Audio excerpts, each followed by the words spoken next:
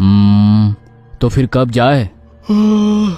दिन में वहाँ जाके कुछ नहीं होगा, रात को चलते हैं। पर मुझे नहीं लगता हमें रात में वहाँ जाना चाहिए, क्योंकि घर वाले नहीं छोड़ेंगे। अच्छा, तुम कब से अपने परिवार की बात सुनने लगे? मैं भी सत्या से सहमत हूँ।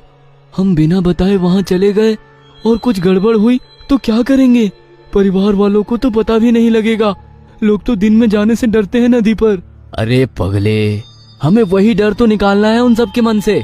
नदी में डूबने से लोग मरते हैं, इसका मतलब है वो खुद का ठीक से ख्याल नहीं लेते हैं। पहले अच्छे से तैरना सीख लें, फिर पानी में उतरें। हाँ, हम सभी को तो अच्छे से तैरना आता है, तो हम सब आज रात ही नदी पर चलते हैं केकड़े पकड़ने के लिए।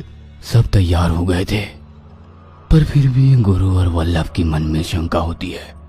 वे दोनों सच्चे मन से प्रार्थना करने लगते हैं कि बस सभी लोग नदी से सकुशल घर आ जाए। सबने रात का खाना खा लिया।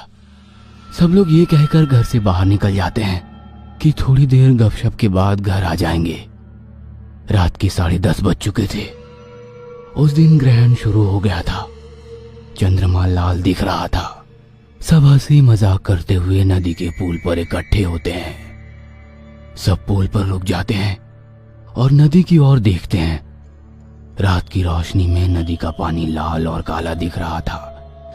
तेज आवाज के साथ नदी बह रही थी। नदी के पास पुल पर लगे 2 स्ट्रीट लाइट की पीली रोशनी पुल तक फैल रही थी। दूर दूर तक कोई इंसान तो क्या, कुत्ता भी नजर नहीं आ रहा था। वातावरण बहुत ही शांत और रहस्यमय बन चुका था। वल्लभ को लग रहा था कि आज यहां आकर हमने कोई गलती तो नहीं की। उसका अंतर्मन उसे पीछे जाने के लिए कह रहा था, लेकिन इस बात को नजरअंदाज करते हुए वो सबके साथ गप्पे लड़ाने में शामिल हो गया। बारिश का मौसम खत्म होकर अब ठंडी शुरू हो रही थी। कोने में से होकर झाड़ियों के माध्यम से एक रास्ता पकड़कर सभी लोग बैटरी की रोशनी में नीचे उतरने लगते हैं। नदी के किनारे कुछ जगह पर झाड़ियां पानियों के ऊपर झुकी हुई थी और वो हवा की लहर आते ही मानो कांपने लग रही थी। जो कोई अचानक से उसे देखता तो मन ही मन वो डर जाता।